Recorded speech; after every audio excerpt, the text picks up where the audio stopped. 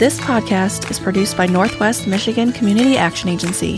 The Collective Us, an NMCAA podcast, focuses on inspiring you through stories of those we've helped through our programming or by linking local resources to community members in need.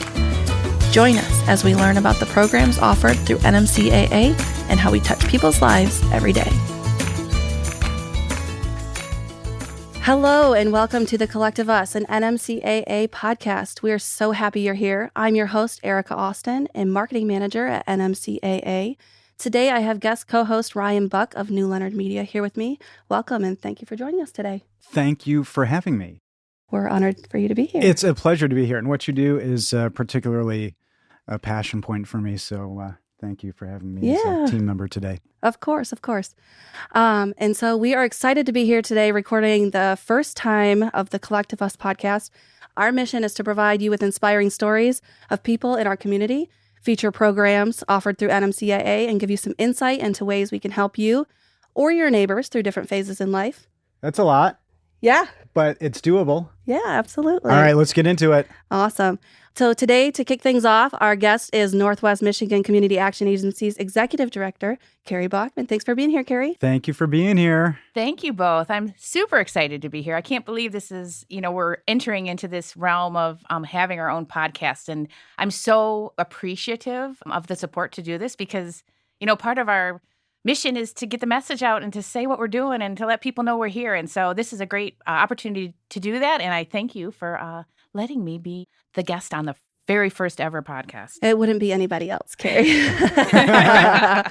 So let's start off with a little bit of history of community action. There are nearly 1,000 community action agencies across the U.S., and they've been around since the 60s, beginning with President LBJ's Economic Opportunity Act of 1964 as a part of the War on Poverty. So tell us, as Executive Director, what does community action mean to you? Well, thanks for that question, because community action means so much. And I think it all starts with your question in this really long, rich history throughout the nation.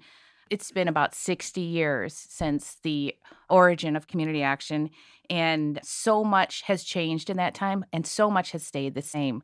And I think, recognizing that at the very beginning in 1964, the creators of community action got it right. They understood what was needed to really make change in a community, and they structured community action to do just that. So I think that history is so important to me.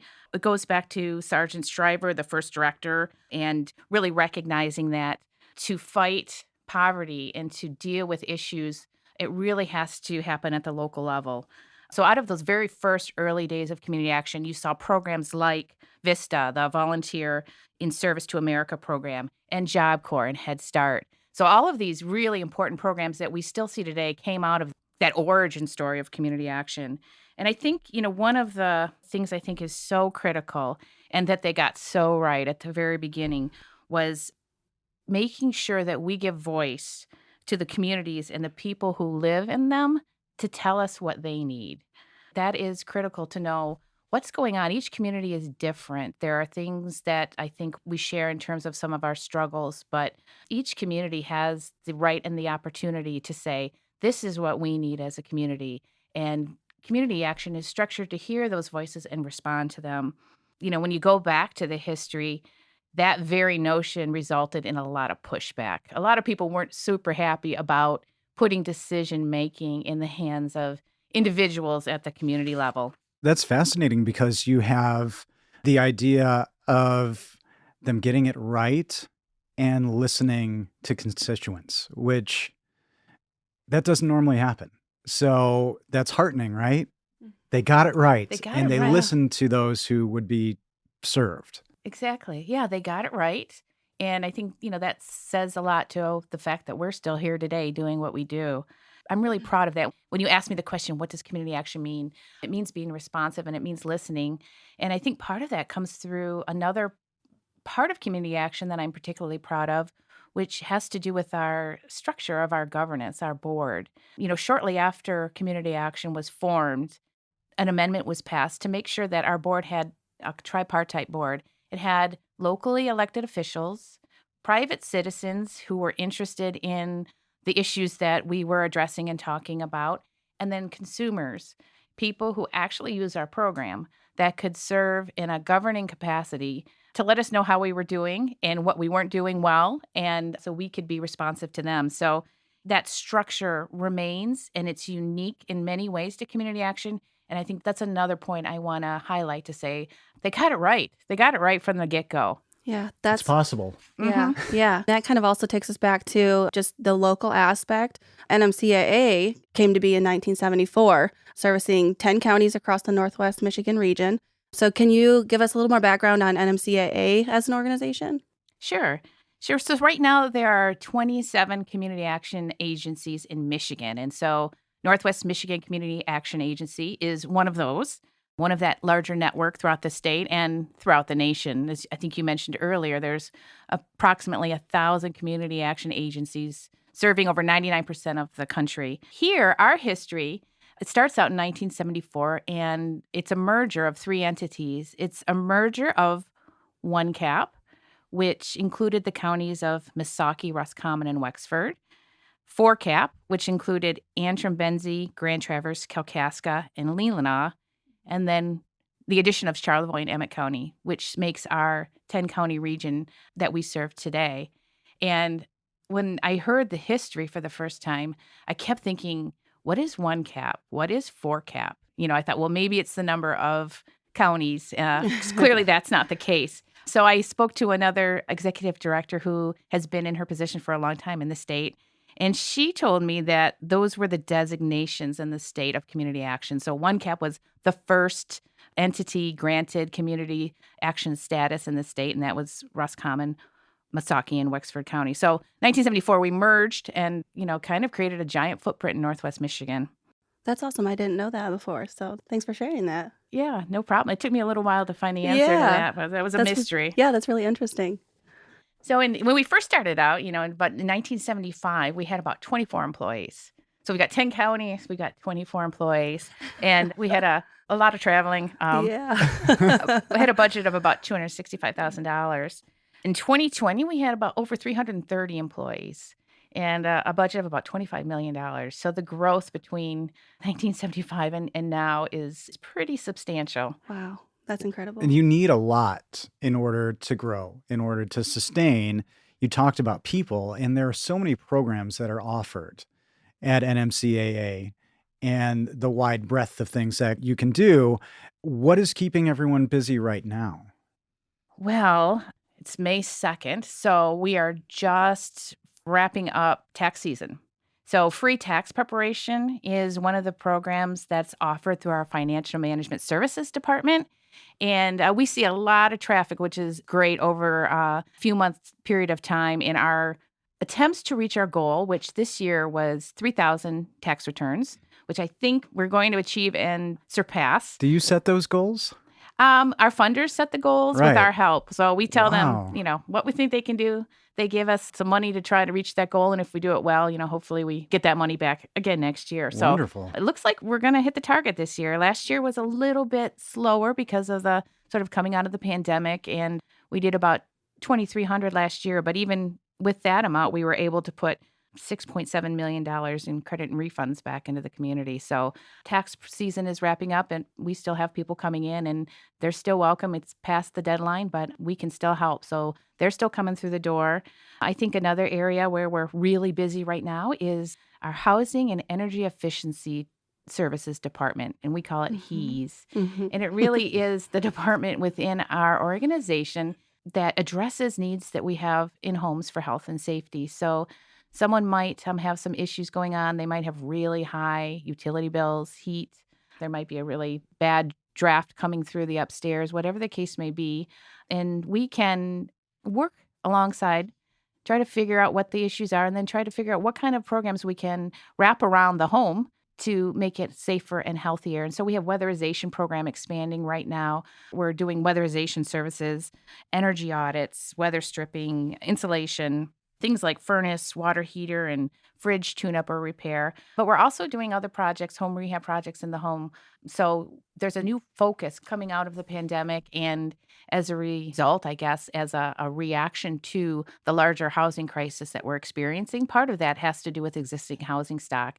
And so we're here to help homeowners and renters who needs some help with their current residence and making it safer and healthier. So again, we're trying to get the word out there. Reach out, find out, how we can help if you have any questions about those services that we offer. And just having Yeah. housing is always a gift, and having shelter and things that people work for. But again, there are individuals here who struggle with things like this. Safety is a concern, especially in inclement weather extremes. So if anybody has questions about that, there's so many services. What's the best way to engage? You can just go to the website and things like that, right? Right. You can just go to the website. There's lots of opportunities to connect through our website, which is www.nmcaa.net, Right. or just call the desk in any one of our offices. We have an office in Petoskey, an office in Cadillac, and an office in Traverse City. And if you just call our front desk and let us know how we can help, we can connect you with the programs and services that you need. Right. Because that's critical just to know. So Yeah. not bad to continually talk about that, how to connect. Yeah. And there's so many, right? When Right. you look on the website, there's so many services and things And that we people who offer. just feel desperate, just want a lifeline of some sort, and knowing that there's somebody there is, I think, helpful. Yeah, and I think that gets to one message that I would want to share would be just reach out. You may not know if you qualify for a service or if this service is what you are interested in, but just reach out and talk to somebody. And, we can help navigate our services, and we can also help navigate the community. Maybe there's a resource in the community that would be helpful, and we're there to support that connection. Yeah, absolutely. So keeping busy right now, one thing I've been hearing a lot of chatter about in the office is also Head Start and recruitment and things like that. So can you talk more a little bit about that? Sure, sure. So this is the time of the year that we really are gearing up for fall for our classrooms and letting people know that we have openings in our classrooms and to apply now. So we offer Head Start, which serves children and families 3 to 5 years old, and then Early Head Start, families with children prenatally to age 3. In classroom settings, in home visiting services, so there's a lot of options there. But I guess bottom line, there's supports for child development and supports for family. And so I'm going to go back again to the getting it right. Head Start came out in 1964 as well. I think the first program was about an 8-week program in 1965.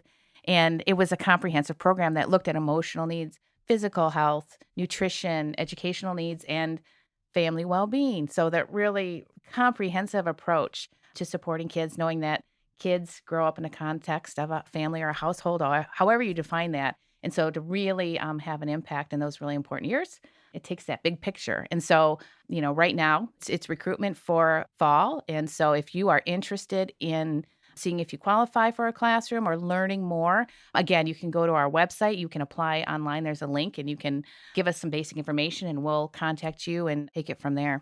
Kerry, one thing that really strikes me that you've been talking about is getting it right and listening to those who you serve. And I know you do a community needs assessment, which I think is great. You have to engage the community in a lot of different ways and in real ways. Are there things that rise to the top when you do those things? Is anything really coming to the top right now as high priority lists from the guests you serve?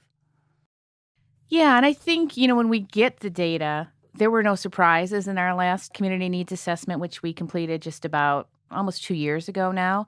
But you really get to see the face of the struggle. Childcare, of course, is at the top. Is it? It's right up there, trying to find, if you have a young child and you're working, the struggles of planning for that and getting on wait lists and not knowing, particularly, for infant and toddler care, whether you're going to be able to get in somewhere. I feel like that's a surprising thing for anybody to hear in a small community like ours that has a sheen on it, that could be a top challenge for individuals and families. Yeah, as a newly working mom, Yeah, I you are. definitely went through that struggle. So both of my kids, were on wait lists for probably about a year. I mean, it was easier, obviously, for the older. My son is 4, so it Right. was easier to get him in, but my daughter is less than 1. So getting her in somewhere was definitely more difficult. So Yeah. And, so much of where we are right now, like trying to get back to work and fill jobs that we have openings for in our community depends so largely on having quality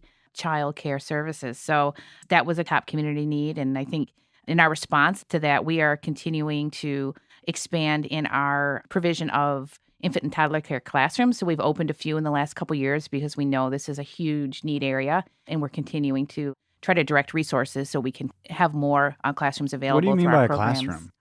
So we call it a classroom, and that's probably some of our own lingo coming through, but it really is a center-based setting for caring for infants and toddlers. It's not in a home like a lot of home settings, which we need more of those too. But these, are often buildings that we own where we can provide services. We're often in schools where we may have a Head Start classroom for 3 to 5-year-olds. And then we can also have a classroom in that space for birth to 3. And, what a great transition for families to be comfortable with the staff and be comfortable with the setting for those 5 years and have the space. So, yeah, when I say a classroom, that's my lingo for just Wow. providing that center-based That's really services. extraordinary to know that there's real and tangible learning and giving to families that way.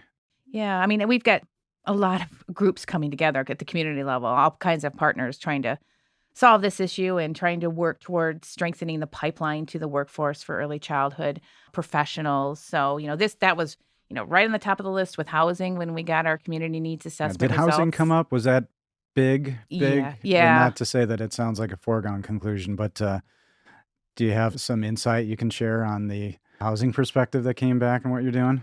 Well, I think it was one of those, not a surprise. Everyone's been working on solving the housing crisis, and it's got lots of complexity to it. Like I mentioned earlier, part of our role in the larger housing equation is home rehab, like working to support the existing structures that are out there to make them safe and healthy. I'd also like to mention the fact that our organization has a lot of programs designed for those who are experiencing homelessness in the community, including veterans and their families. And so we have a call center. So anyone in the region that is facing and experiencing homelessness can call our number. And I'm going to give it to you right now because it's important. It's 1-844-900-0500. And through that, you will leave a message and we will call you back and talk with you about your situation and work with you with the variety of services that we offer to provide shelter and to provide support. It's not building new houses, it's not workforce housing, but it's a part of the larger housing issues that we're trying to make better in our communities. And it's not just about the physical structure. It's not just about the roof over the head or collective heads. It's about stability as a person, as a human. It's about gathering that stability inwards and feeling like a part of the community even more so that way.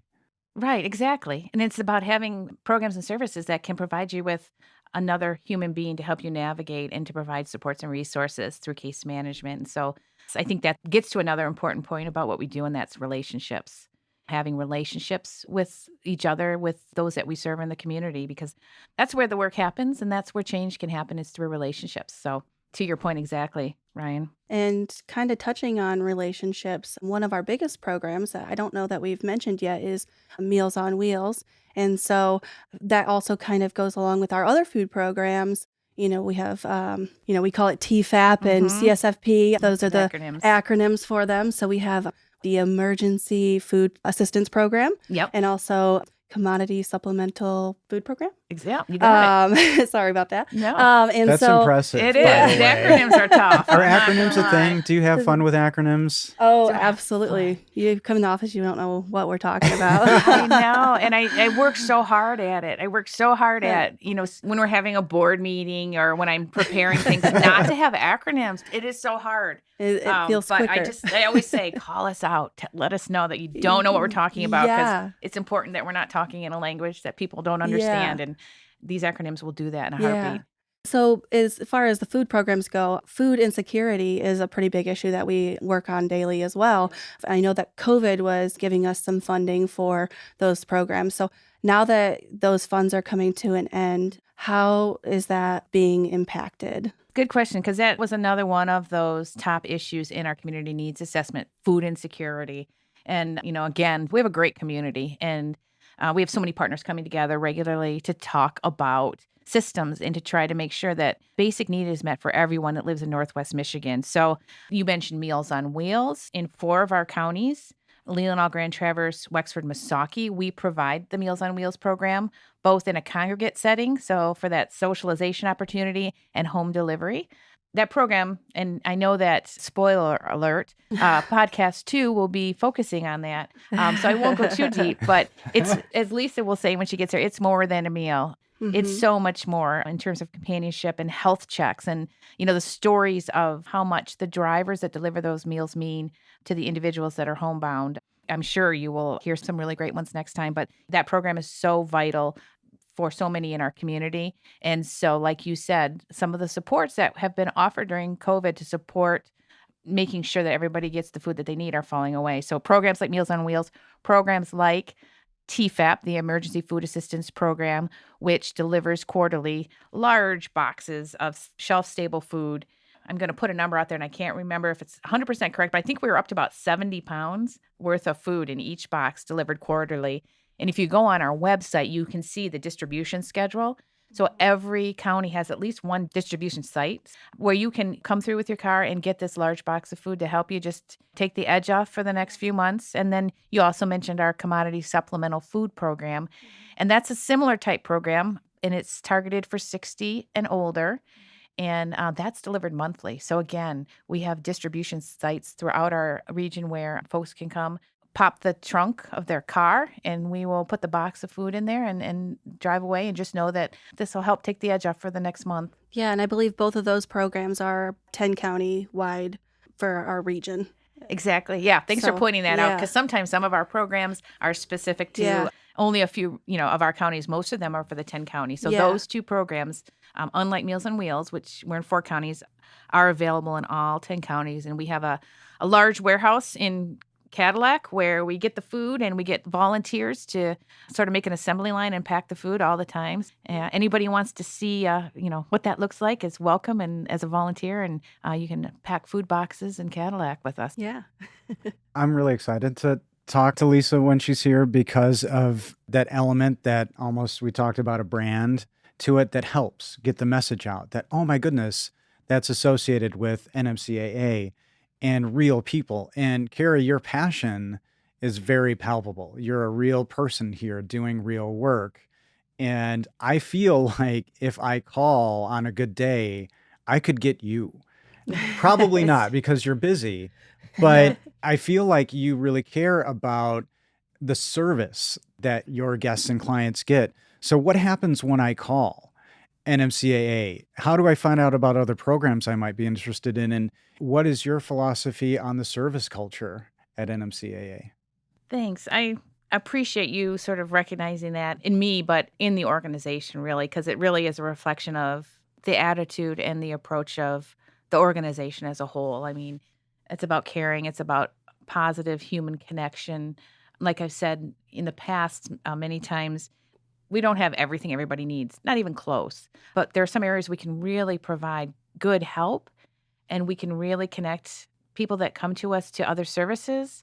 We can really have a positive interaction in the process. So, yeah, at the very core, that's what it's all about to me. But if you call, say you call our front line, and we can be reached at 800-632-7334. That's the main reception desk in Traverse City. If you called, and let's just run through a scenario, you may be calling for tax prep. So this may be a couple months ago, and you're calling to see if you can get your taxes prepared. And we help you make an appointment with one of our qualified tax preparers. And you sit down with that individual. You're going to start out by completing just a brief survey. You probably won't even know that you're completing it. It's probably just a conversation, but it's called Community Connections. And it really is about finding out, are there other services that we have that you can benefit from? So in this scenario that we're pretending, let's say you have young children and you talk about the childcare needs that are happening in our community. So we're able to say, hey, why don't we see after this if we can connect you to one of our recruiters with Head Start, and you can complete an application and see if you qualify for one of our programs. You might get into the program. So the next fall, you find yourself with a 3-year-old starting Head Start, which is a big milestone. And in the course of being involved, you're working with the teacher, you're working with a family engagement specialist, helping you understand what your family needs and set goals. And in the course of that, you're trying to become a homeowner. So we may start connecting you to one of our financial management services budget counselors who's going to work with you to secure down payment assistance or to start an individual development account where you can save for a down payment for a home. And in the meantime, the budget coach might be working with you to improve your credit score or just help you with your monthly budget. And in that process, you're able to purchase a home. And down the line, you're finding it's cold and there's some drafts. And so you're going to reach back out to our weatherization services and apply for that program. And we're going to come and help your home be safer and healthier. And chances are, as we get to know you, we're going to say, hey, would you like to serve on our board of directors? Because we're always looking for people that are utilizing our services. What a wonderful way to engage somebody to be a part of the organization and to serve at that level. But all along the way in that journey, I feel like they're being helped by just wonderful people who also have stake in the community too. And it's not this big impersonal situation. It's people caring about people, but you are doing real things and providing as much as possible. Is that too much of a unfair assessment? No, I appreciate that because that's the approach that we're working hard to make sure that we achieve every time is coming alongside we're coming alongside and we're asking, what do you need? How can we help? Yeah, I always hear you say the wraparound services. We have such a huge variety of programs. You might not jump from one to the other right away, but I have a great story. So I actually attended Head Start when I was, 4 through NMCAA. And now here I am working at NMCAA. And I know my mom sent me a thing where she said, remember when you were in Head Start? I went to this, well, I'm not, obviously couldn't remember, I was 4, but she sent me a paper and she's like, I still have this typed up paper of, I went to a financial management meeting when you were in Head Start and I still have the paper in the back of my budget book. And I was like, you're kidding me. She does? You never told me that. She does. Yeah. I'll have to show you the picture. But it was funny when 2 weeks into the job and we were talking and found out that you had been in one of the Head Start classrooms and then going back, which one, who was the teacher at that time and kind of, so I mean, looking at the history. Every phase in life, you don't have to be searching for, anything specific or be in poverty. Just looking for help and trying to better yourself and your neighbors. I think that's the coolest thing about what we do at NMCAA. So. I love that story. And it's looking for help, looking to help. It's just supporting each other and trying to lift each other up and improve lives. So well, Kerry, thank you again for joining us today. It was awesome to learn more about NMCAA and the services we offer through all of our programming. And Ryan, thank you for being our co-host on our very first episode of The Collective Us. Thank you. I continue to be inspired and learn from you all. And so as we continue the podcast, we'd like to share community stories regarding NMCAA. If you have a story you'd like to share about how NMCAA has impacted your life, like it's impacted mine, send us an email at collectiveuspodcast@nmcaa.net. And join us next time as we dive into the Meals on Wheels program and meet one of our many volunteers. If you'd like to learn more about Northwest Michigan Community Action Agency or the programs we offer, or would like to make a donation, we encourage you to reach out at 231-947-3780 or visit our website, nmcaa.net. And to our listeners today, we encourage you to continue to strive each day to do something to help yourself or your neighbors.